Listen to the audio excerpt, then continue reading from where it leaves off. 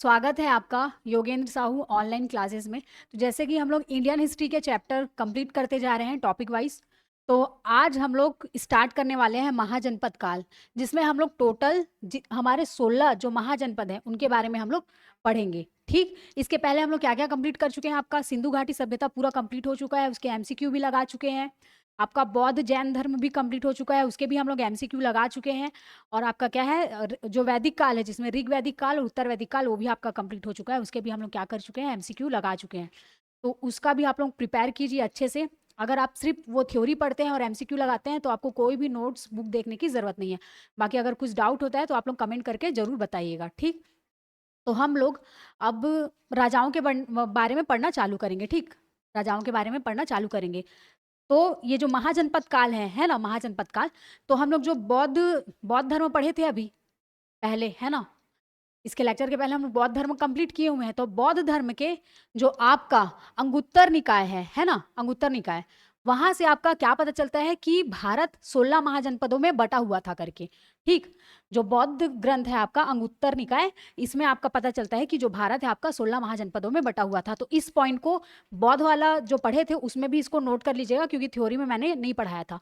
और एक चीज और नोट करना है अवदान शतक के बारे में। ठीक, बौद्ध धर्म का है ये अवदान शतक के बारे में, कि उसमें भी बौद्ध जी की जातक कथाएं मिलती हैं, है ना, जातक कथाएं उसमें संकलित है। किसमें? आपका अवदान शतक में। तो इसको भी जाके आप लोग वहां थ्योरी वाले पोर्शन में नोट डाउन कर लीजिएगा। ठीक, जनरली हम लोग जातक कथाएं कहाँ पे पढ़े थे? आपका त्रिपिटक, बौद्ध धर्म के किसमें पढ़े थे हम लोग? त्रिपिटक में। त्रिपिटक में हम लोग देखे थे ना, विनय पिटक, सुत्त पिटक, अभिधम्म पिटक आपका, है ना। तो विनय पिटक वाले में हम लोग देखे थे कि आपका जो विनय सुत्त पिटक है ना, विनय के बाद सुत्त पिटक, तो उसमें हम लोग देखे थे कि बौद्ध से संबंधित क्या है, जातक कथाएं आपको उसमें देखने को मिलती हैं। ठीक, बौद्ध संबंधी क्या है, जातक कथाएं उसमें देखने को मिलती है। ठीक, और विनय पिटक जो होता है आपका, उसमें क्या है, आपका बौद्ध भिक्षुओं के अनुशासन से संबंधित, बौद्ध धर्म के अनुशासन से संबंधित, मतलब भिक्षुओं के अनुशासन से संबंधित तथ्य उसमें लिखे हुए हैं। ठीक, आपका किसमें? विनय पिटक में, है ना। अनुशासन विनय से ही होना चाहिए, तो विनय पिटक ऐसे करके लिंक कर लीजिएगा। सुत्त पिटक में हम लोग देखे थे बौद्ध जी की जातक कथाएं उसमें मिलती है, पुनर्जन्म की कथाएं उसमें होती हैं।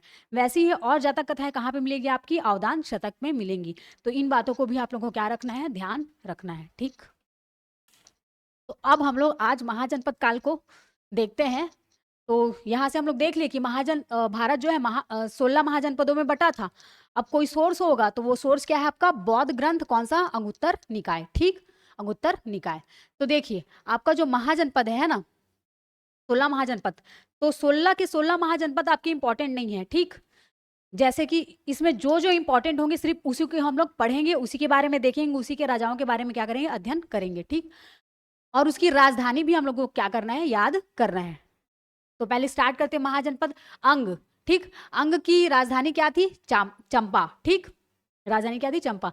मगध राज्य, तो देखिए जो आपका 16 महाजनपद है उसमें मगध राज्य जो है वो सबसे ज्यादा सशक्त था। क्या था? सबसे ज्यादा सशक्त था आपका कौन सा? मगध राज्य, है ना। यहाँ से जो मौर्य शासक हम लोग देखते हैं चंद्रगुप्त मौर्य, वो भी यहाँ से राज्य राज करते हैं। किनको किनको किनको मतलब कि कौन से राजा को हराकर, कौन से राजा की मृत्यु करके? नंद, है ना, घनानंद। तो उनकी हत्या करके नंद वंश का समाप्त करके मौर्य वंश का स्थापना करते हैं। और किनकी सहायता से? चाणक्य, चाणक्य जी की सहायता से, है ना। तो मगध, मगध की राजधानी क्या हुआ करती थी? गिरिब्रज राजगृह। तो यहाँ से एक चीज याद आ रहा है आप लोग को, राजगृह भी बोलते हैं, राजगृह भी बोलते हैं, गिरिब्रज भी बोलते हैं। ठीक, यहाँ से एक चीज याद आ रहा होगा कि यहीं पे जब हम लोग बौद्ध धर्म वाला पढ़ रहे थे तो वहां पे प्रथम बौद्ध संगीति हुई थी। क्या हुई थी? प्रथम बौद्ध संगीति हुई थी, है ना। 483 में क्या हुआ था? 483 में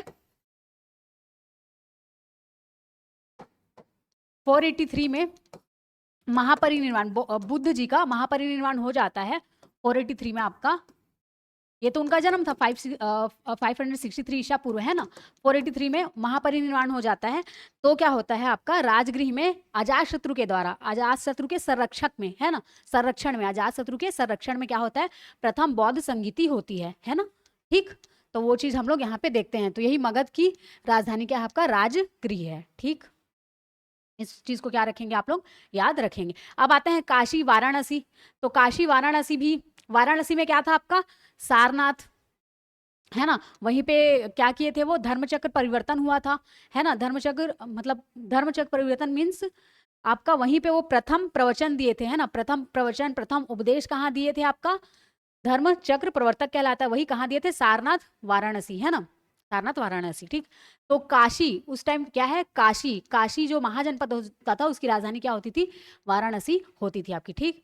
उसके बाद वत्स, कौशाम्बी, तो कौशाम्बी का भी हम लोग देखे थे कि यहाँ पे भी आपके क्या है, बहुत सारे बौद्ध स्थल देखने को मिलते हैं, ठीक। यहाँ पे भी आपके बहुत सारे बौद्ध स्थल देखने को मिलते हैं, ठीक। अब उसके बाद आगे जाते हैं हम लोग, तो हम लोग को अगला मिलता है वज्जी। तो वज्जी का क्या है आपका, वैशाली। तो वैशाली वाला जो था राजधानी, उसको भी हम लोग देखे थे कि वैशाली के ही कुंड ग्राम या फिर कुंडा ग्राम पे या कुंडपुर, है ना, वहां पे किनका जन्म हुआ था, किनका जन्म हुआ था वहां पे, महावीर स्वामी जी का जन्म हुआ था ना, महावीर स्वामी जैन जी का वहां पे क्या हुआ था, जन्म हुआ था, ठीक है। वैशाली के निकट कुंड ग्राम में, ठीक। और यहीं पे ही हम लोग ये देखे थे कि वैशाली में ही आपका द्वितीय बौद्ध संगीति होता है ना। तो उसको ऐसे भी याद किए थे हम लोग, प्रथम बौद्ध संगीति जब बौद्ध जी का महापरिनिर्वाण हुआ, उनकी मृत्यु हुई तब हुई, और आपका द्वितीय बौद्ध संगीति जब क्या है आपके महावीर स्वामी जी का जन्म है उस स्थल में हुआ है, ऐसे करके लिंक किए थे। और 100 साल बाद हुआ था, है ना, 483 383, है ना, 100 साल का डिफरेंस, है ना, 100 साल का डिफरेंस आया था, 383, है ना। तो उसमें आपका क्या हुआ था, द्वितीय बौद्ध संगीति हुआ था, ठीक, वैशाली में। ऐसा करके हम लोग लिंक करके पढ़ने के लिए पढ़े थे, है ना, लिंक करके पढ़ने के लिए पढ़े थे उसको, ठीक। अब देखिए यहाँ पे कौशल का श्रावस्ती, तो इसको भी हम लोग देखते हैं। कौशल का श्रावस्ती कल बौद्ध का एमसीक्यू लगाए थे हम लोग, है ना, बौद्ध वाले अध्याय का एमसीक्यू, तो उसमें भी हम लोग देखे थे कौशल श्रावस्ती में भी बहुत सारे बौद्ध स्थान आपको वहां से देखने को मिलते हैं, ठीक। उसके बाद देखिए अवंती उज्जैन, इसको भी आप लोगों को याद रखना है, ठीक। अवंती महाजनपद जो था उसकी राजधानी क्या हुआ करती थी, उज्जैन हुआ करती थी, ठीक। अब देखिए यहाँ पे जो मल्ल है, इसको भी हम लोग पढ़े हैं कल, मल्ल को पढ़े हैं ना, कि मल के ही पावा में जाते हैं, कौन जाते हैं आपके, बुद्ध जी जाते हैं, है ना। तो वहीं पे उनको सूखे मेवे खाने के लिए दे देते हैं एक लोहार के द्वारा, तो उनको रक्तक्षार हो जाता है ना। तो फिर उनको असहनीय पीड़ा होती है, तो फिर वो कहाँ चले जाते हैं आपके, कुशीनारा में चले जाते हैं, ठीक, कुशीनारा। तो ही मल्ल के कुशावती या कुशीनारा, है ना, इसी को ही बोलते हैं, ठीक। तो मल्ल की राजधानी क्या थी, कुशावती, ठीक। मल्ल के गण राज्य में जाते हैं वो, ठीक, लास्ट टाइम अंतिम समय में बुद्ध जी, ठीक। ऐसे करके लिंक करके पढ़े थे, है ना। तो ये भी इंपॉर्टेंट हो जाता है आपका मल। फिर पंचाल, ठीक, पंचाल का है अहित छत्र, ये उतना इंपॉर्टेंट नहीं अभी। अब देखिए चेदी क्यों इंपॉर्टेंट है, क्योंकि जो भारत था वो 16 महाजनपदों में बटा हुआ था। तो इसमें जो हमारा छत्तीसगढ़ है वो किस महाजनपद के अंतर्गत आता था, तो चेदी महाजनपद, किसके अंतर्गत, चेदी महाजनपद कहलाता था या उसके अंदर आता था, ठीक। अब देखिए इसकी राजधानी क्या होती थी, सुक्तिमती, क्या होती थी, चेदी महाजनपद की सुक्तिमती, ठीक। अब देखिए यहाँ पे कुरु वर्ड भी आप लोगों को याद आ रहा होगा, जब हम लोग आर्य वाला पढ़ रहे थे, आर्य वाला किसमें पढ़ रहे थे हम लोग, ऋग्वैदिक काल उत्तर वैदिक काल में पढ़ रहे थे, तो मैंने वहां पे बोला था आपका कुरु जो आपका राज्य था वो किनसे मिलके बनता था, भरत और पुरु को मिला के क्या बनता था आपका, कुरु राज्य। देखे थे ना वहां पे हम लोग, भरत और पुरु को मिला के आपका क्या बनता है, कुरु राज्य बनता है करके हम लोग किसमें देखे थे आपका, जब हम लोग उत्तर वैदिक काल और ऋग्वैदिक काल पढ़ रहे थे आपका, तो उसमें हम लोग इसको देखे थे, ठीक। तो इसको भी आप लोग क्या करिएगा, याद करिएगा। अब देखिए उसके बाद आपका है क्या है, मत्स्य महाजनपद जो विराटनगर, तो इसको वो इतना इंपॉर्टेंट नहीं है, ठीक है। कंबोज हाटक, ये भी उतना इंपॉर्टेंट नहीं है, ठीक। पर 16 महाजनपद थे, कौन कौन से इंपॉर्टेंट है करके मैंने लिखा हुआ है। उसके बाद देखिए सूरसेन, ठीक। अब इसको याद रखिएगा, सूरसेन का मथुरा क्या है आपका, राजधानी है। तो देखिए मथुरा राजधानी है ना। अब एक चीज याद रखिएगा, जब हम लोग देखे थे बुद्ध जी के जितने भी स्थल हैं उनको कौन से शैली में किया गया है, एक क्वेश्चन बना हुआ था सेंट्रल एग्जाम का, है ना, तो मैंने लिया हुआ था जब एमसीक्यू करा रही थी। तो क्या बोला जाता है कि गंधार शैली में, कई बार आंसर लिया कि गंधार शैली में हुई है ना। बहुत ज्यादा उनके जो भी मूर्तियां हैं या फिर उनका जो स्थल है उनका निर्माण किस गंधार शैली में हुआ है। 3 शैलियां होती है, गंधार शैली, द्रविड़ शैली और नागर शैली होती है आपकी, है ना, 3 पद्धतियां होती हैं। तो उसमें गंधार शैली में हुआ है, मूर्तियों का निर्माण हो या फिर मंदिरों का निर्माण हो या फिर उनका जो भी स्थल है उनका निर्माण, ठीक। पर कई आंसरों में लिया जाता है कि मथुरा में भी कुछ शैलियों से किया जाता था मूर्तियों का निर्माण या फिर उनके आवास का निर्माण, है ना, जिन चीजों का निर्माण, तो मथुरा वाली शैली का भी प्रयोग होता है। इसलिए उसमें इनमें से कोई नहीं करके लिया जाता है, क्योंकि बहुत सारे जो विद्वान है अपना अपना मत देते हैं कि नहीं गंधार शैली को नहीं मानेंगे या इसको। ठीक, तो कभी कभी आंसर गंधार शैली लेता है और कभी कभी लेता है इनमें से कोई नहीं। ठीक, तो हम क्या करते हैं, परीक्षा के अकॉर्डिंग लगाते हैं, परीक्षा के अकॉर्डिंग लगाते हैं। जैसे बुद्ध वाले में एक और क्वेश्चन देखे थे हम लोग कि बुद्ध जी का अन्य नाम क्या है, तो क्या लिया था हमारा सीजीपीएससी, क्या लेता है आंसर, लोक सेवा आयोग प्रछन्न करके लेता है। ठीक, प्रछन्न बौद्ध करके ना, बौद्ध जी का और अन्य नाम क्या है, प्रछन्न। जबकि हम लोग देखते हैं प्रछन्न किनका नाम है, आदि गुरु शंकराचार्य को जी को बोला जाता है प्रछन्न। ठीक, पर हम छत्तीसगढ़ का एग्जाम दिला रहे तो हमको उनके अकॉर्डिंग चलना है, क्योंकि इस क्वेश्चंस के लिए दावापत्ती भी किया गया था, तो भी सुधर के ही वही आंसर आया था कि प्रछन्न ही आपका राइट आंसर होगा करके। ठीक, तो इन बातों को भी क्या करना है आप लोग को याद करके रखना है। ठीक, उसके बाद देखिए अगला है अश्मक का पोटली या पोतान, तो ये भी आप लोगों को क्या है, याद रखने की जरूरत नहीं है। गंधार का तक्षशिला याद रखना है आप लोग को, गंधार का तक्षशिला। और एक चीज और याद रखना है कि जो मौर्य काल जब हम लोग पढ़ेंगे, मौर्य वंश है ना, तो मौर्य वंश की नींव कौन रखते हैं, चंद्रगुप्त मौर्य, और किनकी सहायता से रखते हैं, चाणक्य जी की सहायता से। और चाणक्य जी कहाँ के आचार्य थे, है ना, चाणक्य जी कहाँ के आचार्य थे, बहुत ही विद्वान, है ना, बहुत ही प्रसिद्ध आचार्य थे, कहाँ के, तक्षशिला के थे। ठीक, तो इनको भी आप लोगों को, ये जो 16 महाजनपद है, इनको क्या रखना है आप लोग को, याद रखना है। ठीक है, तो इंपॉर्टेंट क्या क्या है देखिए हम लोग, मगध, गिरिब्रज या राजगिरी, यहीं पे ही राजगिरी में क्या हुआ था आपका, प्रथम बौद्ध संगीति हुई थी। ठीक, कब हुई थी, 483 में हुई थी, ईशा पूर्व में। काशी वाराणसी आप लोग को याद रखना है ना, सारनाथ में ही क्या है, धर्म प्रवर्तन, धन प्रवर्तक, है ना, वहां पे क्या हुआ था आपका, क्या बोलते हैं, धर्म चक्र प्रवर्तक, है ना, वहीं पे ही वो प्रथम उपदेश दिए थे, है ना, प्रथम उपदेश दिए थे बुद्ध जी। ठीक, वत्स का कौशाम्बी, ये भी आप लोगों को याद रखने की, कौशाम्बी से रिलेटेड बहुत सारे क्वेश्चंस एमसीक्यू लगाए हम लोग बुद्ध वाले में। वज्जी वैशाली में द्वितीय बौद्ध संगीति होता है आपका, है ना, 383 ईसा पूर्व में, 100 साल बाद। और दूसरी बात ये याद रखना है आप लोगों को कि यही वैशाली में ही कुंडग्राम में आपके महावीर स्वामी जैन जी का क्या हुआ था, जन्म हुआ था। ठीक, महावीर स्वामी जैन जी का क्या हुआ था, जन्म, तो इसको भी आप लोगों को याद रखना है। श्रावस्ती कौशल, इसको भी याद रखना है आप लोगों को, इसका भी हम लोग बुद्ध वाले में एमसीक्यू किए हुए हैं। ठीक, अवंती का उज्जैन, उसके बाद मल कुशावती, तो यही मल है, मल गणराज्य है, गणतंत्र है, जहाँ पे बुद्ध जी जाते हैं, है ना, उसके पावा क्षेत्र में, वहां पर ही क्या होता है, वहीं पे ही उनको कुछ खाते हैं ना, मेवे लोहार के द्वारा दिया जाता है, फिर उनको रक्तिसार हो जाता है, फिर असहनीय उनको दर्द होता है, तो फिर क्या होता है, फिर वो कहाँ चले जाते हैं, यही कुशीनारा में, तो वहीं पे उनका क्या हो जाता है, महापरिनिर्वाण। ठीक, बौद्ध धर्म में महापरिनिर्वाण ही मृत्यु बोला गया है, पर जैन धर्म में निर्वाण माने मृत्यु होती है। ठीक, और बुद्ध वाले में ही एक चीज और याद रखिएगा कि निर्वाण किसको बोलेंगे, जब क्या है आपको, मतलब बोधिसत्व प्राप्त हो जाएगा, मतलब ज्ञान की प्राप्ति हो जाएगी, बोधिसत्व प्राप्त हो जाएगा, उसके बाद आप जीवन से, मतलब कि मोह माया के जीवन से छुटकारा पा जाएंगे, तो जीवन काल में ही आप क्या पालोगे, निर्वाण पालोगे।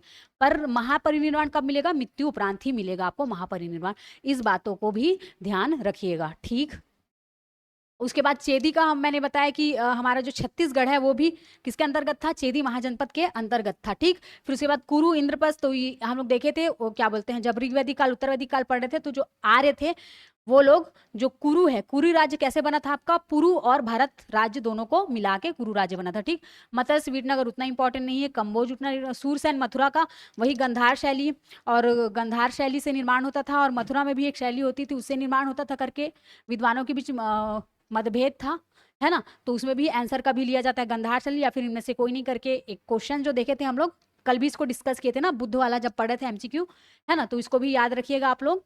उसके बाद गंधार तक्षशिला, गंधार जो है उसका राजधानी क्या है, तक्षशिला, तो यहाँ से क्या लिंक किए कि तक्षशिला के सबसे प्रसिद्ध आचार्य कौन थे आपके, चाणक्य जी थे। इन्हीं चाणक्य जी के सहायता से ही जो चंद्रगुप्त मौर्य है वो नए वंश का नींव रखता है, मौर्य वंश का। ठीक, तो इन चीजों को भी आप लोग को याद रखना है। ठीक, तो देखिए यहाँ पे वही लिखा हुआ है कि ईसा पूर्व 6ठी शताब्दी के आसपास भारत में कितने थे, 16 महाजनपदों का शासक था। ठीक, कब, ईसा पूर्व 6ठी शताब्दी।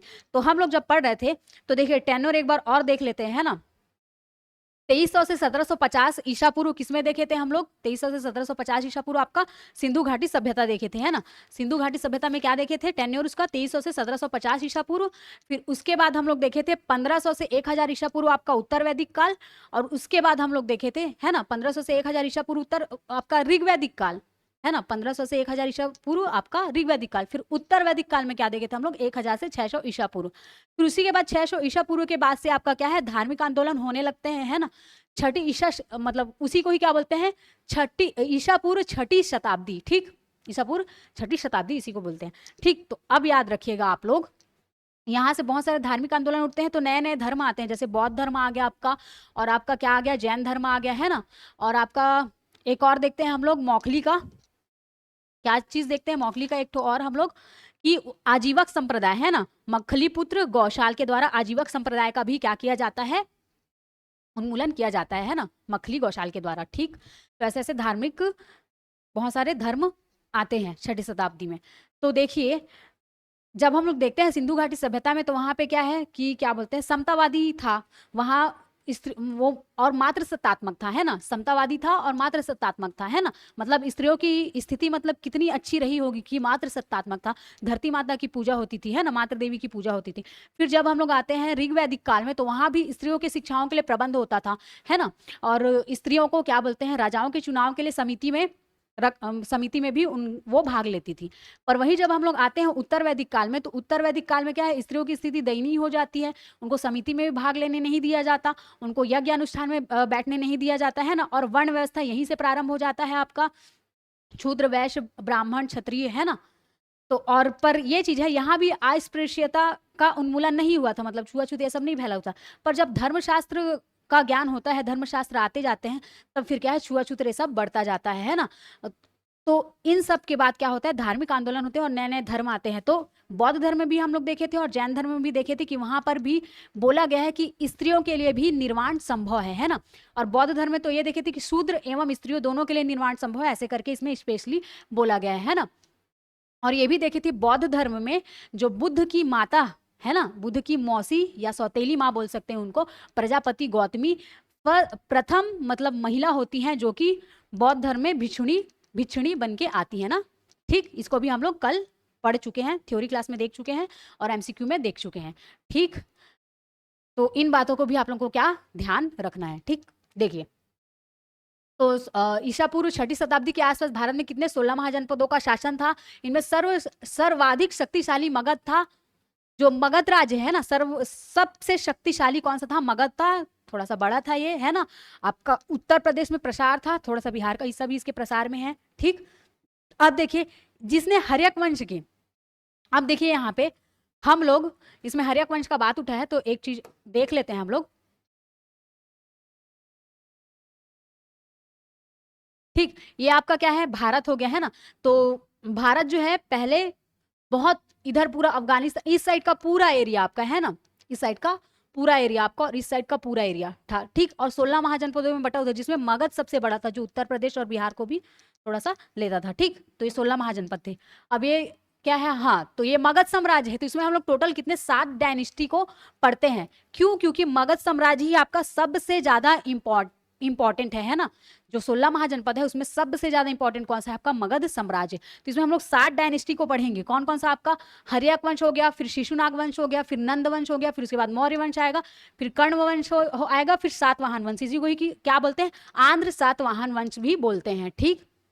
आंध्र सातवाहन वंश भी बोलते हैं। तो जो पुराने स्टूडेंट है जो इन वीडियो को देख रहे होंगे, तो उन लोग को तो डायरेक्ट नाम याद होगा कि हर्यक वंश के बाद क्या है, शिशुनाग वंश, शिशुनाग के बाद नंद वंश, नंद वंश के बाद मौर्य वंश, मौर्य वंश के बाद कण्व वंश, फिर उसके बाद आंध्र सातवाहन वंश, ठीक। पर जो न्यू स्टूडेंट है उन लोग ये कोड से याद कर लीजिएगा, इसको योगेंद्र साहू सर जी अपने क्लास में भी पढ़ाए हुए थे कि हसीना मौसी का 7 वंश करके, ठीक।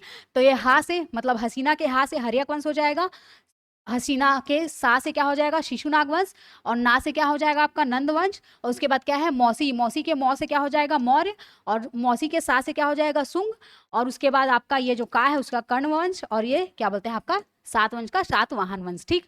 अब यहाँ पे भी सर एक ट्रिक बताए थे आपका कि पहले काना आएगा मतलब कर्ण, काना आएगा, फिर आंध्र को अंधा, है ना, काना अंधा ऐसे करके, तो आंध्र सातवाहन वंश ऐसे करके सर ट्रिक के माध्यम से पढ़ाए थे। पर जो रेगुलर पढ़े हुए हैं उनको कोई ट्रिक लगाने की जरूरत नहीं होती, वो नॉर्मली आप लोग को रटते रटते याद आ जाता है, ठीक। कि हर्यक वंश आया था, फिर क्या आया था, शिशुनाग वंश, फिर नंद वंश, फिर मौर्य वंश, फिर कण्व वंश, फिर आंध्र सातवाहन वंश, ठीक। तो इन 7 डायनेस्टी के बारे में हम लोग पढ़ेंगे, किसके अंतर्गत आएगा, मगध साम्राज्य के वंश के अंतर्गत मगध साम्राज्य के अंतर्गत आएगा ये सातों वंश। ठीक, तो अभी हम लोग किसका बात कर रहे थे, हर्यक वंश का। ठीक, हर्यक वंश का इसमें देख रहे थे ना हर्यक वंश के बारे में कि हर्यक वंश के बिंबसार और अजातशत्रु। अब देखिए अजातशत्रु से आप लोग को एक बात याद आ रहा होगा, यहाँ पे जो आपका 483 ईसा पूर्व है ना, जब क्या हो जाता है, बुद्ध जी को महापरिनिर्वाण हो जाता है ना, तो यही अजातशत्रु जो है, इसी अजातशत्रु के संरक्षण में ही प्रथम बौद्ध संगीति होती है ना।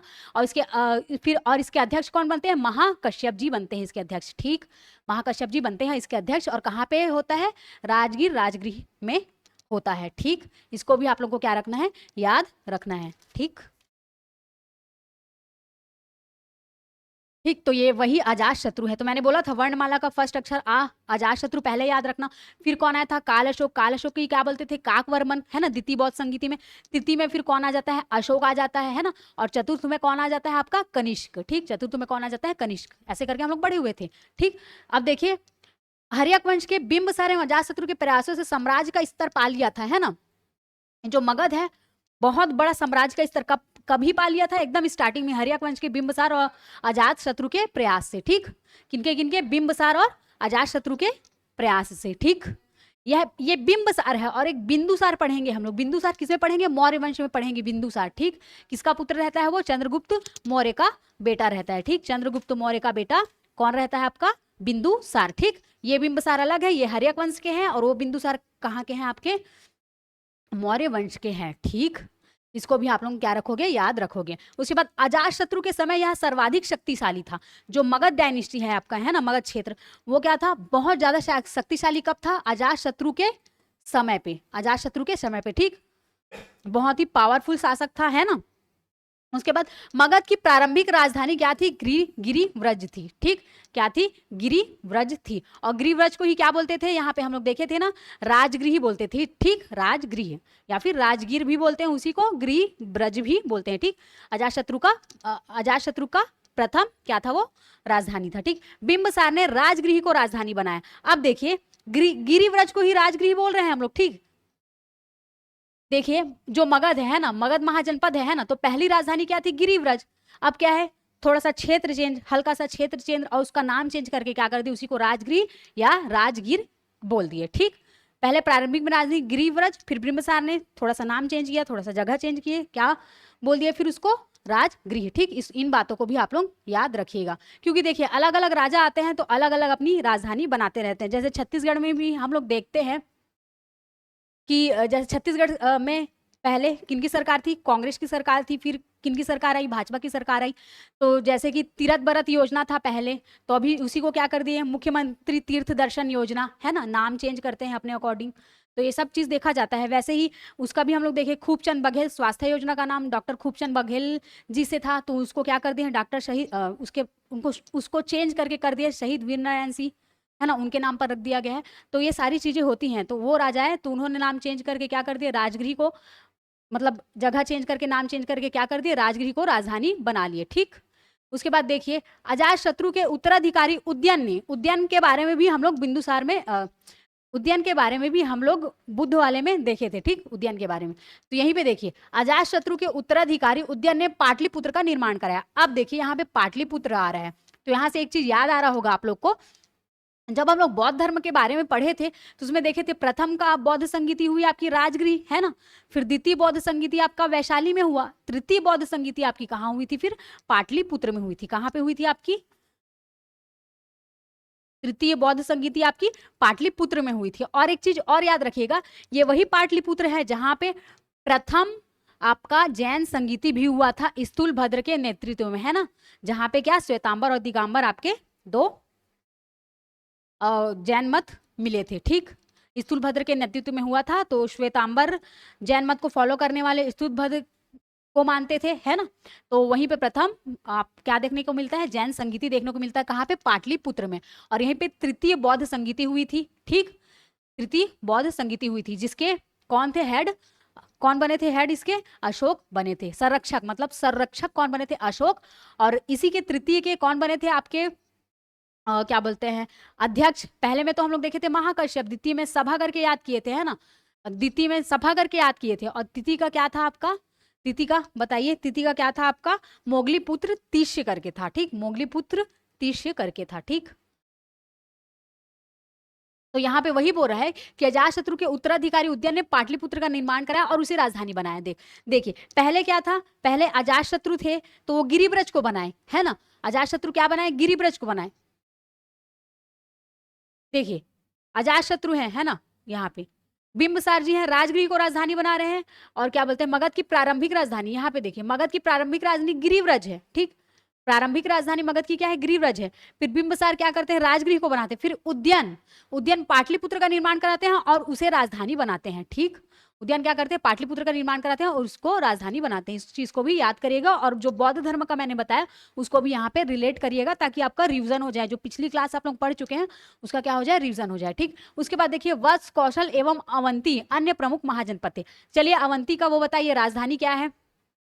अवंती का राजधानी क्या है, उज्जैन। अभी देखे थे ना महाजनपद पढ़े थे हम लोग, तो मैंने बोला था ये इंपॉर्टेंट, इसको याद। अवंती का क्या था, उज्जैन। कौशल का क्या है आपका, श्रावस्ती। चलिए वत्स का आप लोग बताइए कि क्या होगा, ठीक। अब देखिए यहाँ पे क्या दिया हुआ है, ईसा पूर्व छठी सदी में विश्व की प्रथम गणतात्मक व्यवस्था वैशाली में थी। देखिए प्रथम, ये मतलब वन लाइनर क्वेश्चन एमसीक्यू में भी पूछा जाता है। विश्व की प्रथम गणतंत्रात्मक व्यवस्था कहाँ थी आपकी, वैशाली में थी, ठीक। वैशाली में थी। इसको भी आप लोग क्या रखोगे, याद रखोगे। यह भारत में द्वितीय नगरीकरण का काल भी था। अब देखिए इसको भारत का द्वितीय नगरीकरण का काल भी कहा जाता है। और प्रथम नगरीकरण तो हम लोग देख लिए थे, कहाँ पे देखे थे हम लोग, जब सिंधु घाटी सभ्यता हम लोग पढ़ रहे थे तो वहां पर हम लोग देख चुके थे, है ना। नगरीय नगरीकरण के लिए बहुत ही, अगर आप सिंधु घाटी की सभ्यता को समझना चाहते हो तो आप नगरीय सभ्यता, उसके जो नगरीय सभ्यता है खुदाई से प्राप्त हुआ है उसको देख के आप समझ सकते हो। वहीं जब आर्य का जब हम लोग पढ़ते हैं तो वो लोग ग्रामीण क्षेत्र से थे। तभी हम लोग एक एमसीक्यू में एक क्वेश्चन भी किए थे कि वो किस प्रकार से भिन्न थे, आर्य और ये क्या बोलते हैं आपका सिंधु घाटी सभ्यता। तो वो नगरीकरण था, है ना, नगरीय क्षेत्र था, और ये क्या था, ग्रामीण क्षेत्र था, ठीक। अब द्वितीय नगरीकरण का बात आया आपका, द्वितीय नगरीकरण का काल तो कौन सा, महाजनपद काल को कहा जाएगा, ठीक। भारत में द्वितीय नगरीकरण का काल कौन सा, महाजनपद काल, ठीक। और विश्व की प्रथम गणतात्मक व्यवस्था कहाँ देखी गई, तो वैशाली में देखी गई। इस चीज को भी आप लोग क्या करोगे, याद करोगे। अब एक चीज प्रथम प्रथम कर क्या रहा, तो एक चीज और याद रखना, प्रथम मानव पूजा किसकी हुई है, किन की हुई है, प्रथम मानव पूजा बुद्ध जी की हुई है, ठीक। किसमें हुई है, महायान। बुद्ध धर्म था वो तीन भागों में बढ़ गया था ना आपका, हीनयान, महायान और आपका वज्रयान। तो महायान जिसको चीन जापान के लोग और मध्य एशिया के लोग फॉलो करते हैं, है ना। बौद्ध धर्म में भले ही कहा गया है कि मूर्ति पूजा नहीं होगी, पर बुद्ध जी की ही मूर्ति बना के उनकी पूजा की जाती है, किसमें, महायान में, ठीक। तो प्रथम मानव की पूजा किसमें देखने को मिलता है, किनकी की जाती है, बुद्ध जी की, ठीक। वैसे ही विश्व की प्रथम गणतात्मक व्यवस्था वैशाली, ठीक। इसको भी याद रखिएगा। उसके बाद देखिए डेरियस या दारा पहला ईरानी शासक था, ठीक।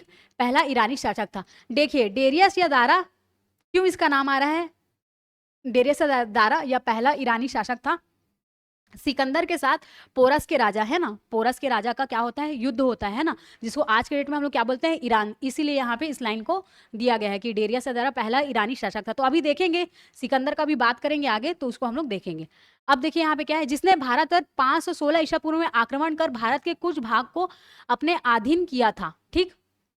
भारत के कुछ भाग को क्या किया था, अपने अधीन किया था। कब किया था, और 516 ईसा पूर्व में। अब देखिए 516 ईसा पूर्व में आप लोगों को एक बात याद आ रहा होगा, ठीक, कि 516 ईसा पूर्व है। 512 ईसा पूर्व में क्या हुआ था, हम लोग जैन संगीति जो हुई थी, दो जैन संगीति पढ़े थे आपका, है ना, दो जैन संगीति। एक हुआ था आपका, कब हुआ था, तीसरी शताब्दी में हुआ था, है ना, तीसरी ईसा पूर्व में हुआ था।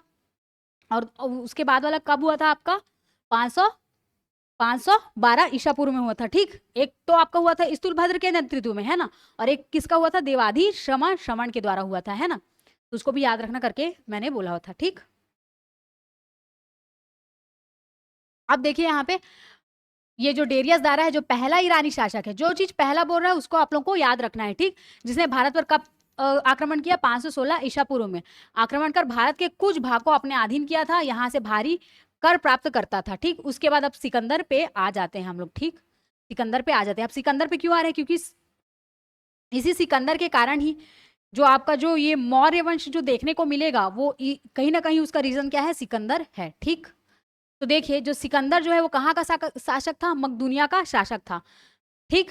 यहाँ से थोड़ा थ्योरी देख लेते हैं, फिर इसको हम लोग समझ लेंगे, ठीक है, व्हाइट बोर्ड पे। अब देखिए सिकंदर क्या था, मकदूनिया का शासक था ये, ठीक। और विश्व विजय अभियान के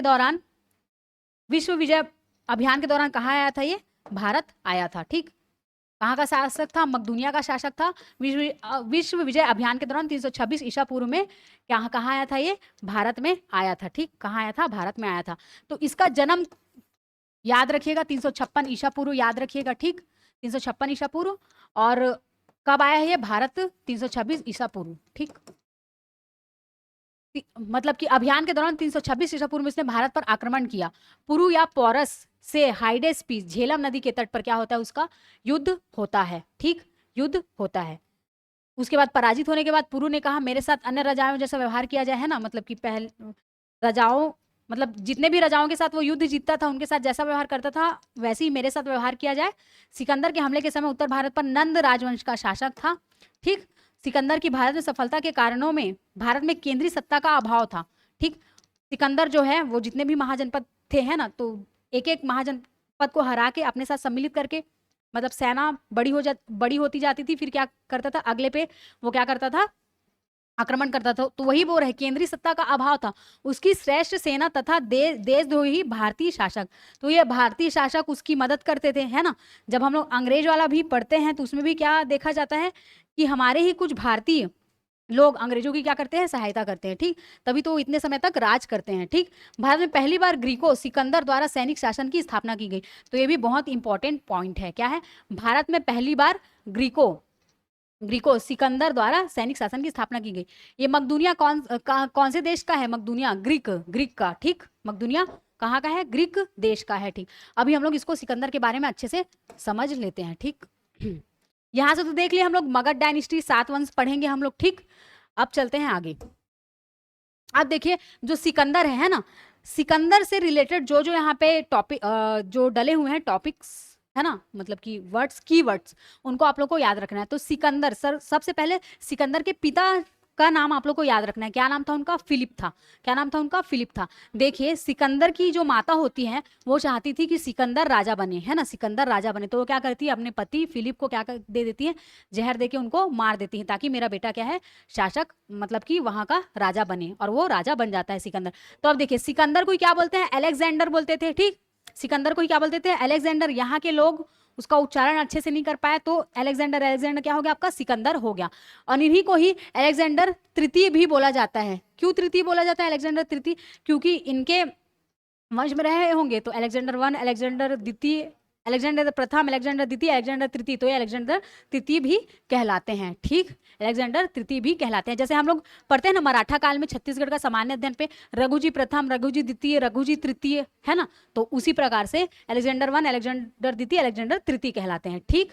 इसको भी याद रखना। अब देखिए जन्म कब हुआ था इनका, 356 ईसा पूर्व। कब हुआ था इनका जन्म, 356 ईसा पूर्व में इनका जन्म हुआ है, ठीक। अब मृत्यु कब हुई है, मात्र 33 वर्ष की आयु में इनकी मृत्यु हुई है, ठीक।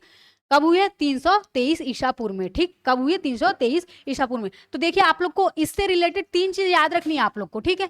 356 ईसा पूर्व में क्या हुआ है, इनका जन्म हुआ है, ठीक। और 300 उसके बाद आपका आता है ये वाला, है ना, 323 ईसा पूर्व, जब क्या हो गई इनकी मृत्यु। और एक और आप लोग को याद रखना है, जब इनका क्या हो जाता है, युद्ध हो जाता है, ठीक। युद्ध हो जाता है, ठीक। उस वाले टेन्योर को भी आप लोगों को याद रखना है, ठीक। उस वाले टेन्योर को भी आप लोगों को क्या रखना है, याद रखना है। यहाँ पे देखिए 356 ईसा पूर्व, 323 ईसा पूर्व और 326 ईसा पूर्व में जो क्या होगा, युद्ध होगा, उसको आप लोगों को याद रखना है। तो ये तीनों पॉइंट को आप लोगों को याद रखना है, ठीक। 356 और एक तो आपका 323 ईसा पूर्व और 356 ईसा पूर्व, ठीक। 33 वर्ष की आयु में क्या हो जाती है, इनकी मृत्यु हो जाती है, ठीक। 33 वर्ष की आयु में क्या हो जाती है, इनकी मृत्यु। अब देखिए इनका थोड़ा कहानी सुन लीजिए, ठीक है। और एक चीज यहाँ पे और ध्यान दीजिए, गुरु का नाम क्या है, अरस्तु। इसी को ही अरिस्टोटल बोलते थे ना, ठीक। और वही अपभ्रंश होकर क्या बन गया आपका, अरस्तु बन गया। जैसे सिकंदर अलेक्जेंडर आपका अपभ्रंश होकर क्या बन गया, सिकंदर बन गया, वैसे ही, ठीक। तो इन चीजों को भी आप लोग याद रखिएगा। अब कहानी सुन लेते हैं, ठीक है। सिकंदर जो है ना, वो विश्व को जीतना चाहता था। सिकंदर जो है वो विश्व को पूरा जीतना चाहता था। तो ये क्या करता है, 20 वर्ष की आयु में ही अपने देश से निकल जाता है कि मुझे पूरे विश्व को जीतना है, ठीक। इनके गुरु होते हैं कौन? अरस्तु। तो ये समझाते भी हैं, है ना, एरिस्टोटल, ये समझाते भी हैं पूरे विश्व को जीतने से पहले तुम अपने मन को जीतो, ठीक, तुम पहले अपने मन को जीतो। अभी 20 वर्ष की आयु में पूरे विश्व को जीतने के लिए निकल जाते हैं, ठीक है। तो उसी क्रम में ये जब जीतते हुए आते हैं तो उसी क्रम में कहाँ पहुंचते हैं आपका, कहाँ पहुंचते हैं आपका, ये तो बाद में है आपका, इसके आगे वाले स्लाइड में होगा, ठीक, ये बैटल ऑफ गोग मेला, ठीक, बैटल ऑफ गोग मेला, ठीक। यहाँ का जो बैटल होता है ना, सिकंदर का यहाँ के राजा के साथ, ठीक, पर्शिया के राजा के साथ। तो यहाँ से ये पूरी दुनिया में क्या हो जाते हैं, फेमस हो जाते हैं।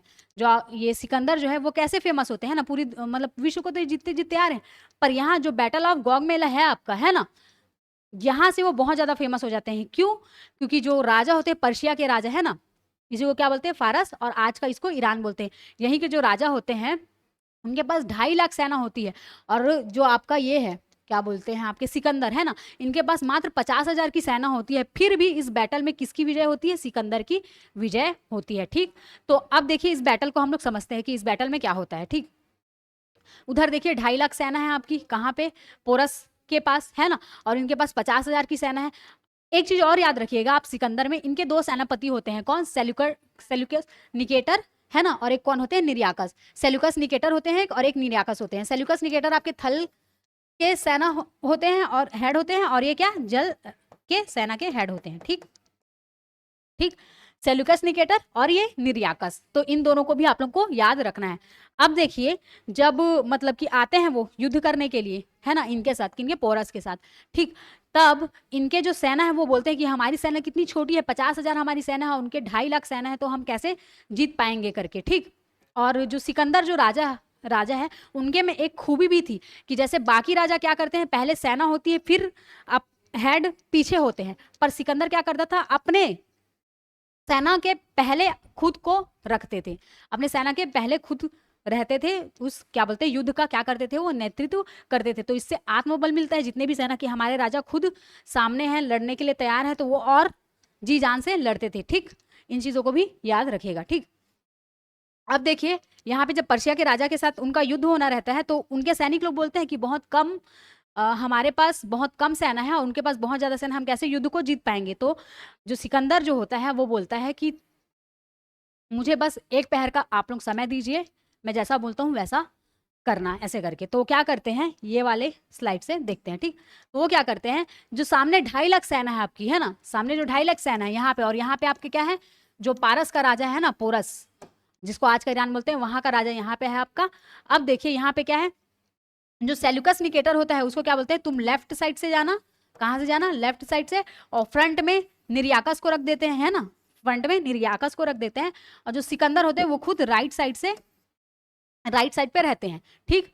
अब देखिए अब ये जो सिकंदर राइट साइड पे हैं वो अपनी सेना को लेके इधर जाते हैं, है ना, तो यहाँ की जो आधी सेना होती है वो कहाँ जाती है, इनका पीछा करते हैं, क्योंकि ये राजा को क्या लगता है कि ये पीछे से आके मेरे को इधर से आक्रमण करेंगे, तो ये पूरी सेना को इधर भेज देते हैं। तो यहाँ पे सेना इनकी जा रही है और ये आधी सेना, तो यहाँ बीच का रास्ता आपका क्या हो जाएगा, बीच का रास्ता आपका क्या हो जाता है, खाली। फिर सिकंदर यहाँ से आके इस राजा को क्या कर देता है, मार देता है, ठीक। इस राजा को क्या करता है, मार देता है। तो इस तरीके से रणनीति बना के सिकंदर क्या करते हैं, ये आपका गोग मेला का युद्ध क्या करते हैं, जीत जाते हैं, ठीक। गोग मेला का युद्ध जीत जाते हैं। तो ये क्या है, विश्व भर में इसी के नाम से प्रसिद्ध हो जाते हैं कि एक तरफ 2.5 लाख सेना और एक तरफ 50,000 सेना, उसमें सिकंदर जो है, सिकंदर महान, है ना, उसकी क्या हो गई, जीत हो गई, है ना, ऐसे करके। तो इसी का पता किनको चलता है, जो तक्षशिला में जो बैठे रहते हैं आचार्य चाणक्य जी को इसी के बारे में पता चलता है, ठीक। कि जो सिकंदर है ना, वो भारत पे क्या कर रहा है, आक्रमण कर रहा है, धीरे धीरे आक्रमण कर रहा है ना, पोरस के राजा को हरा दिया, भारत के आक्रमण करेगा, अब वो क्या करेगा, भारत की तरफ आएगा, है ना। तो यहां से फिर आप मतलब सिकंदर को यहां से हम लोग देख ले, ठीक। पर्शिया के राजा को हराता है और क्या हो जाता है, बहुत फेमस हो जाता है, ठीक। तो इन चीजों को हम लोग देख लिए। अब देखिए जो झेलम का युद्ध होता है ना, जिसको क्या बोलते हैं हम लोग, वितास्ता का युद्ध, है ना, क्योंकि झेलम नदी को ही वितास्ता बोला जाता है ना, और हाइडे स्पीच, है ना, हाइडे स्पीच का युद्ध भी बोला जाता है। कब किया गया, 326 ईसा पूर्व में, ठीक। कब, 326 ईसा पूर्व में। और इसकी डेथ कब होती है, 323 ईसा पूर्व में इसकी डेथ हो जाती है, 33 वर्ष की आयु में, ठीक। अब देखिए जो आपका झेलम का युद्ध है ना, वितास्ता का युद्ध, हाइडेस्पिच का युद्ध, इसको भी हम लोग समझ जाते हैं। जब ये झेलम नदी के पास आता है तो उस टाइम वर्षा का समय, मतलब वर्षा ऋतु का समय लग जाता है, ठीक। तो यहाँ पे सिकंदर की सेना है और इधर आपका क्या है, झेलम नदी, और इधर क्या है आपका, कौन से राजा बैठे हुए इधर, इधर पोरस बैठे हुए हैं, ठीक। इधर कौन बैठे हुए हैं आपके, पोरस बैठे हुए हैं, ठीक। अब यहाँ पे देखिए,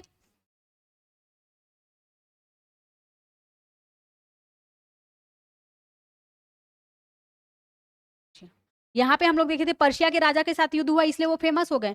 यहाँ पे देखिए हम लोग ना, पर्शिया के राजा के साथ युद्ध हुआ, जिसको फारस बोलते हैं, आज का ईरान, इसके साथ युद्ध हुआ, 2.5 लाख की सेना को हराया, तो इसलिए वो फेमस हो गए। अब वो धीरे धीरे कहाँ पे आए, झेलम नदी के पास है ना, झेलम नदी के पास, किनसे, पोरस से, पोरस के साथ उनका युद्ध होगा, ठीक है। इसी को ही क्या बोले हम लोग, झेलम का युद्ध या वितास्ता का युद्ध या फिर हाइडेस्पिच का युद्ध।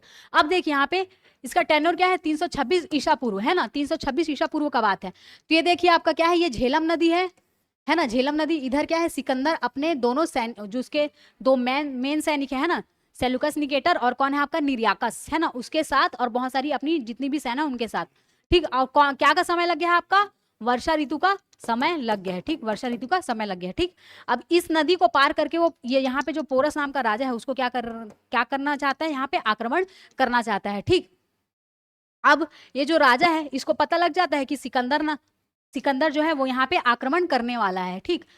तो इसको क्या लगता है कि अभी तो बरसात का समय है, बरसात जैसे रुकेगा वो आक्रमण करेगा, तब तक मैं क्या करूं, अन्य जो जनपद है, अन्य जो महाजनपद है, उनसे क्या करूं, मदद मांग लूं। तो ये क्या करता है, सब जगह खबर भिजवाता है अपना, ठीक। अन्य राजाओं के साथ क्या कर लूं मैं, मदद मांग लूं करके, ठीक। और इसको ये भी रहता है कि ये वर्षा ऋतु के रुकने के बाद ही आक्रमण करेगा। पर यहाँ पे सिकंदर क्या सोच लेता है, अगर मैं वर्षा ऋतु जाने के बाद अगर आक्रमण करूंगा तब तक पोरस क्या करेगा, अन्य राजाओं से मदद ले लेगा, है ना, तब मैं जीत पाऊंगा कि नहीं, है ना, मतलब मदद ले लेगा तो और भी जो है क्या है, संभावनाएं क्या है, बढ़ जाएंगी, ठीक। तो सिकंदर क्या करता है, वर्षा ऋतु में ही नदी को पार कर लेता है, वर्षा ऋतु में ही क्या करता है, नदी को पार कर लेता है। पर ये क्या करता है, अपने कुछ लोगों को यहाँ पे ही रोक के रखता है। क्यों रोक के रखता है, ताकि तुम लोग आग जलाकर ये बताओ, मतलब यहाँ से आग जलाकर ये बताओ कि अभी भी हम लोग यहीं पे रुके हुए हैं, ना, 2-4 लोगों को यहाँ पे रुकाता है आग जला के, ताकि यहाँ से पता चले कि यहीं पे ही है। बाकी ये क्या करते हैं, चुपचाप इधर से, मतलब नदी पार करके कहाँ पहुंच जाते हैं, इधर पहुंच जाते हैं, ठीक, इस क्षेत्र में पहुंच जाते हैं। फिर सिकंदर के द्वारा क्या बोलते हैं, पोरस राजा को क्या कर दिया जाता है, हरा दिया जाता है। तो यहाँ भी, यहाँ ये वाले युद्ध में भी कुछ कुछ पॉइंट्स को याद रखना है। तो क्या क्या याद रखना है, जैसे यहीं के राजा के पास हाथी था, है ना, हाथी, तो हाथियों से युद्ध हुआ। तो सिकंदर सर्वप्रथम पहली बार यहाँ पे हाथी को देखा, तो बोलता है कि मैं पहली बार इतने बड़े घोड़ों को देख रहा हूँ, इतने बड़े बड़े घोड़े को देख रहा हूँ करके, ठीक। हाथी, इनके पास हाथियां होती हैं, ठीक। तो फिर भी क्या है, सिकंदर लोग बहुत ही अच्छे से, मतलब इस सिकंदर की जो भी सेना थी वो अच्छे से लड़के जो पोरस राजा है उसको क्या कर देते हैं, हरा देते हैं, ठीक। पोरस राजा को क्या करते हैं, हरा देते हैं। और ये बहुत अच्छे से मतलब लड़े थे इनके साथ, जो पोरस जो है बहुत अच्छे से लड़े थे। तो उनसे प्रभावित होकर ये क्या करते हैं, इनका जो क्या बोलते हैं, जो राज्य था उसको क्या कर देते हैं, वापस कर देते हैं, है ना। तो इन चीजों को भी आप लोगों को याद रखना है। अब देखिए यही इसी के पास ही, अब देखिए जो आपका हम लोग अभी जो बैटल देखे थे इसके पहले वाला ना, जो फारस के राजा, मतलब जो इसको आज का ईरान बोलते हैं, उनके साथ बैटल हुआ, मतलब 2.5 लाख सेना थी और इधर इनके पास 50,000 सेना थी। तो वो वाले बैटल में जीतने के बाद ये पूरे विख्यात हो गए थे।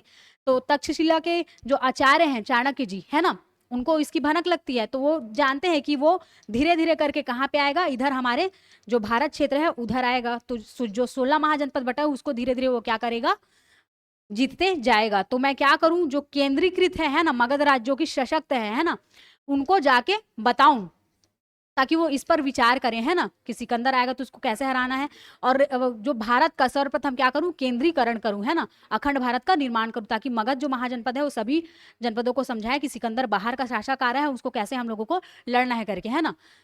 अब यहाँ पे जब होता है तब वो और समझ जाते हैं कि ये व्यास नदी को पार करके अब सिकंदर कहाँ आएगा, मगध आएगा। पर होता क्या है, जो सिकंदर के जो सेना लोग होते हैं वो लोग बोलते हैं, ऑलरेडी इन लोग को बाहर आए कितना साल हो जाता है, 12 से 14 साल आए हो जाता है ना। तो वो लोग बोलते हैं कि हम लोग इतने साल से मतलब घर से बाहर हैं, तो अब वापस हम लोग को घर जाना चाहिए। हम लोग ये वाले झेलम नदी को तो पार कर लिए, पर अब व्यास नदी को नहीं कर पाएंगे, है ना, क्योंकि बहुत ज्यादा मतलब कि बहुत ज्यादा थक जा रहा था, वैसे भी यहाँ पे युद्ध हुआ रहता है, बहुत ज्यादा रूप से उन लोग को क्षति हुई रहती है, ठीक। तो व्यास नदी को पार करने से मना कर देते हैं और क्या करते हैं, यहीं से वापस चले जाते हैं, ठीक। तो क्या होता है यहाँ पे, आपके दो हिस्सों में जाते हैं ना, एक सेल्यूकस निकेटर के साथ चले जाते हैं आधे लोग, और आधे लोग कहाँ चले जाते हैं, आपके सिकंदर के साथ चले जाते हैं, ठीक। सिकंदर के साथ चले जाते हैं। आप देखिए 326 ईसा पूर्व में क्या हुआ है, यहाँ पे युद्ध हुआ है ना। और वहीं फिर बात करते हैं हम लोग 323 ईसा पूर्व में क्या हो जाता है, आपका जो सिकंदर है उसकी क्या हो जाती है, मृत्यु हो जाती है, ठीक। कहीं पर बोला जाता है मलेरिया के कारण मृत्यु हुई है करके, कहीं किताबों में देखने को मिलता है, ठीक। और कहीं पे बाढ़ के कारण मृत्यु हुई है ऐसा करके देखने को मिलता है। 323 ईसा पूर्व में सिकंदर का कहाँ पे, अफगानिस्तान के बेबीलोन जगह पे क्या हो जाता है, उसका मृत्यु हो जाता है। अब ये बात का खबर, ये जो सेल्यूकस निकेटर है जो यहाँ पे है ना, आधे लोगों को लेकर इधर है, सेल्यूकस निकेटर को पता चलता है तो वो क्या करता है, अब मैं मतलब कि वो वहां नहीं जाता, मतलब अपना जहां से आया था वो मकदूनिया ग्रीक साइड देश से आया था, तो वहां नहीं जाता है कि वहां जाऊंगा तो वहां के जो शासक है ना, जो जितना भी संपदा जो भी मतलब वो कमाया रहता है वो सब किनको मिलेगा, उनके परिवार वालों को मिलेगा। तो यहीं पे ही वो एक नए राज्य का क्या करता है, निर्माण करता है, वहीं पे ही बस जाता है, ठीक। वहीं पे ही क्या करता है, ये बस जाता है। तो सेल्यूसिड डायनेस्टी बनाता है, सेल्यूकस क्या करता है, सेल्यूसिड डायनेस्टी बनाता है, ठीक। सेल्यूसिड डायनेस्टी बनाता है। ये देखो अफगानिस्तान के बेबीलोन में सिकंदर की क्या होगी, मृत्यु हो गई, तो सेल्यूसिड डायनेस्टी बनाएगा कौन, सेल्यूकस निकेटर। इन बातों को भी आप लोगों को याद रखना है, ठीक। इन बातों को भी क्या रखना है, आप लोग को याद रखना है। और जब हम लोग मौर्य वंश पढ़ेंगे तो वहां पे और फिर से चर्चा करेंगे कि तक्षशिला में जो आचार्य जी हैं है ना, वो कैसे मतलब कि आपका जो युद्ध हुआ है उसके बारे में, पारस के साथ जो युद्ध हुआ था 2.5 लाख मतलब सेना के साथ, 2,50,000 सेना के साथ है ना, 2,50,000 सेना के साथ जो युद्ध हुआ है ना, तो उस उनके डर से बैटल ऑफ जिसको बोलते हैं गौगा मेला है ना, गौग मेला, बैटल ऑफ गौग मेला, वहीं से वो जान जाते हैं कि ये कहीं ना कहीं भारत क्षेत्र में आएगा, जो भी महाजनपद है उनको क्या करेगा, आक्रमण करेगा। तो इसके लिए वो जाता है किनके पास, नंदवंश के घनानंद के पास, नंदवंश के जो राजा थे घनानंद के पास जाता है। तो इन चीजों को हम लोग जब मौर्य वंश पढ़ेंगे तब वहां पे डिटेल से देखेंगे, ठीक, तब वहां पे डिटेल से देखेंगे। यहाँ पे थोड़ा सा ये समरी था, यहाँ पे हम लोग जो महाजनपद काल पढ़े उसके बारे में आप लोग को समझ आया, और यहाँ पे सिकंदर के बारे में क्यों पढ़ा गया, क्योंकि सिकंदर ही है जो महाजनपदों में क्या करने जाएगा, आक्रमण करने के लिए जाएगा, पर वो नहीं जाता है, व्यास नदी को पार करने से मना कर देता है और वापस हम लोग लौट जाते हैं। और लौटते लौटते ही 33 वर्ष की आयु में ही क्या हो जाती है, उसकी मृत्यु हो जाती है, ठीक। 33 वर्ष की आयु में ही मृत्यु हो जाती है। तो यहाँ से आप लोगों को क्या क्या याद रखना था, यहाँ से आप लोगों को 3 डेट टेन्योर आप लोगों को याद रखना है, ठीक। ये देखिए क्या क्या याद रखना है आप लोग को, 356 ईसा पूर्व था आपका, और 323 ईसा पूर्व और 326 ईसा पूर्व आप लोग को याद रखना है, ठीक। 326 देखिए 23, यहाँ पे 3 साल का बस फर्क है आपका है ना, 323 और 326, 3 साल का बस फर्क है। और 356 ईसा पूर्व को क्या हुआ है, उसका जन्म हुआ है, ठीक। 356 ईसा पूर्व और 323 और 326, 3 साल का बस फर्क है उसके डेथ में, ठीक। इस चीजों को याद रखिएगा, ठीक। तो यहाँ से हम लोग महाजनपद काल आज देख लिए पूरा, यहाँ से हम लोग पूरा महाजनपद काल देख लिया आपका, ठीक। हम लोग के 16 महाजनपद है, जिसमें इंपॉर्टेंट महाजनपद हम लोग को देखना था मगध, काशी, कौशाम्बी, वत्सवाला, वज्जी, वैशाली, कौशल, श्रावस्ती, अवंती, उज्जैन, मल्ल, कुशावती है ना, चेदी, सुक्तमती, और क्या था आपका ये गंधार, तक्षशिला और सूशन, मथुरा, ठीक। इतने को पढ़ना था। और हर्यक वंश हम लोग 7 डायनेस्टी पढ़ेंगे, हर्यक वंश पढ़ेंगे है ना। उसी हर्यक वंश में बिंबसार और अजातशत्रु के प्रयास से जो साम्राज्य बना है आपका है ना, उसके बारे में पढ़ेंगे। अजातशत्रु शक्तिशाली शासक था, और ये भी देखे थे कि अजातशत्रु ही प्रथम बौद्ध संगीति हुआ था, उसका संरक्षक बना था है ना, इसको भी हम लोग देखे थे। तो ये आज हम लोग महाजनपद काल के बारे में चर्चा किए हैं, ठीक। इसके बाद हम लोग जो 7 डायनेस्टी पढ़ेंगे आपका है ना, मौर्य वंश, जिसमें सबसे मगध में मतलब कि मौर्य वंश सबसे इंपॉर्टेंट टॉपिक होता है, वो सारी चीज पढ़ेंगे। सिकंदर उससे रिलेट करता है, इसलिए सिकंदर के बारे में भी यहाँ से देख लिए, क्योंकि वो भारत में आक्रमण करने वाला था है ना। तो इन सब चीज़ों को आज हम लोग क्या किए, डिटेल में पढ़े हैं, तो इसका भी आप लोग रिवीजन कीजिएगा। जो भी डाउट होगा उसको आप लोग कमेंट बॉक्स में बताइएगा, ठीक। जो भी डाउट रहेगा उसको मैं खुद सेल्फ उसको आके रिप्लाई कर दूंगी, ठीक। कुछ भी डाउट रहेगा तो महाजनपद के बारे में हम लोग देख लिए, ठीक। और महाजनपद पूरा 16 महाजनपद मत याद करिएगा, जो जो इंपॉर्टेंट मैंने बोला है उसी को बस याद रखना है, ठीक। अब मिलते हैं हम लोग नेक्स्ट क्लास में, जिसमें हम लोग 7 डायनेस्टी को क्या करेंगे, चर्चा करेंगे। तो मिलते हैं फिर नेक्स्ट क्लास में।